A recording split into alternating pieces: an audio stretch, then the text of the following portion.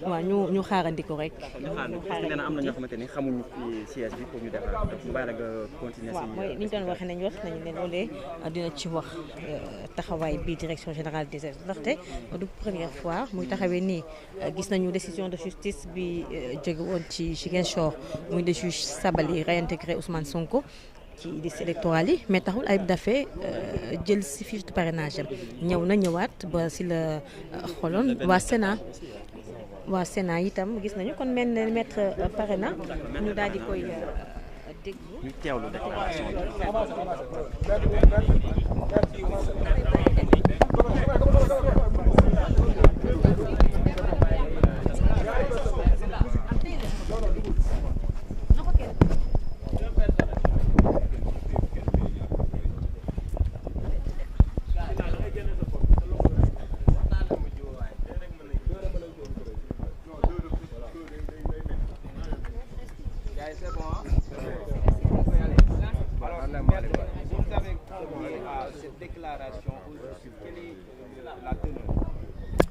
Ce sera une déclaration très brève et je m'adresse aussi bien aux Sénégalais qu'à la communauté africaine et de façon plus large à la communauté internationale. Depuis ce matin, un huissier de justice accompagné du mandataire d'une coalition qui porte la candidature de M. Ousmane Sonko, détenu injustement et arbitrairement dans les geôles de l'État, ont voulu signifier la décision de justice qui a été rendue le 14 décembre dernier. Et le mandataire a demandé que je l'accompagne en tant qu'avocat. Donc, c'est en ma qualité d'avocat du mandataire que j'ai été donc de la partie. Lorsque nous sommes arrivés, ils nous ont demandé d'attendre pour qu'ils informent la direction générale des élections et la direction de l'automatisation du fichier électoral pour qu'ils puissent nous recevoir et que chacun accomplisse son devoir après avoir reçu la décision de justice qui d'ailleurs leur a été notifiée par l'honorable juge Thion. Nous avons attendu quelques instants. Ensuite, je me suis levé. J'ai dit que vous ne pouvez pas nous faire attendre indéfiniment. C'est un service public. Il faut avertir ceux que nous voulons rencontrer. C'est alors qu'ils nous ont dit, bon, écoutez, maître, mieux vaudrait venir à 15 heures dans la mesure où c'est l'heure de la pause.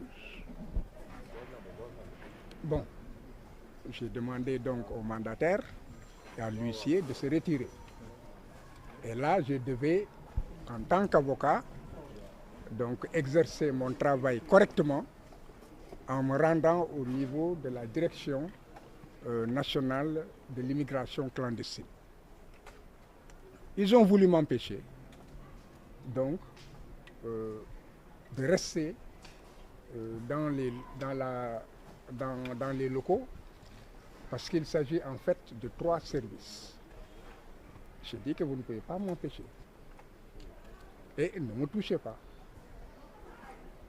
C'est ainsi que j'ai forcé, je leur ai dit que vous occupez-vous de votre service, mais ne vous occupez pas des autres services où en fait, moi, je dois me rendre et travailler. Donc il y a eu des obstructions, des tiraillements, j'ai forcé, ils m'ont laissé passer. C'est ainsi que je me suis rendu à cette direction. On m'a fait comprendre qu'il ne restait qu'un petit service puisqu'ils ont déménagé. Puisque j'ai aussi autre chose à faire, je me suis rendu à la direction de la surveillance du territoire donc national. Bon, ils m'ont suivi. Aujourd'hui, j'étais la personne la mieux gardée parce qu'ils étaient nombreux et je me sentais en sécurité. Sauf si eux-mêmes m'agressaient. Bon, ils m'ont suivi jusqu'à la porte du bureau de l'adjoint au directeur. Je leur ai dit, mais entrez, il ne faut pas attendre, suivez-moi. C'est alors qu'ils se sont retirés et ils nous ont attendus donc, dans la cour. À 15 heures, après avoir effectivement fait ce que je devais faire dans ce service, je suis ressorti, il était 15h09. J'ai demandé à l'huissier et au mandataire donc de me suivre pour qu'on aille voir ce qu'ils nous avaient dit d'attendre. Arrivés sur les lieux, ils nous ont servi comme quoi donc le directeur n'était pas là, qu'il fallait attendre. Nous avons attendu et à un moment donné, nous avons compris que le directeur pourrait être là-bas. Nous avons essayé donc au moins d'avoir une personnalité qui puisse le remplacer parce qu'un service ne peut pas être vacant. Si la personne qui a la direction du service est absente, il y a bien un adjoint. Ou bien, si l'adjoint n'est pas là, il y a toujours une autre personne qui assure la continuité du service. Donc j'ai demandé à ce qu'on nous permette de rencontrer toute personne qui pourrait en fait nous recevoir. Bon, et là, ils ont dit qu'il fallait attendre. Bon, je devais me rendre dans le cadre de mon travail, puisque je n'accompagnais que le mandataire, n'est-ce pas? Alors j'ai dit au mandataire, bon, vous restez, moi je pars, je reviens dans 1 heure. C'est pourquoi je vais quitter. À mon retour, la situation était la même. Ils m'ont dit que le directeur, le commissaire de police de la Médina leur a dit avec, je ne sais pas, une personne qui serait comptable ou je ne sais quoi dans le service, bon, d'attendre qu'ils allaient être reçus. Mais que seul le mandataire pouvait être reçu. J'ai dit d'accord. Bon, maintenant, il faudrait que je parle à cette personne ou bien que je parle au commissaire de la Médina. Impossible de les avoir. J'ai alerté toutes les autorités du pays qui pouvaient prendre des décisions et leur faire comprendre que c'est un service public. Alors, c'est là que j'ai vu que des citoyens entraient et sortaient. Ils nous empêchaient d'entrer. Je leur ai dit, c'est un service public. Vous ne pouvez pas m'empêcher d'accéder à ce service. Ils m'ont dit, maître, vous ne pouvez pas entrer. J'ai dit, pourquoi? Ce sont des ordres. Des ordres de qui? Personne ne répond.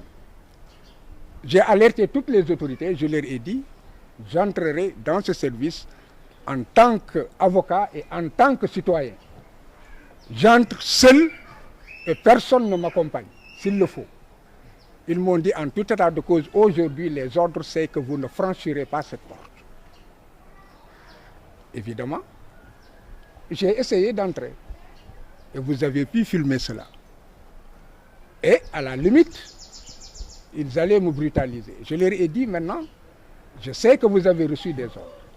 Si un seul citoyen franchit cette porte, j'entrerai avec ce citoyen et vous prenez la responsabilité de me brutaliser en tant que citoyen fréquentant un service public. Alors, ils ont fermé la porte où on devait passer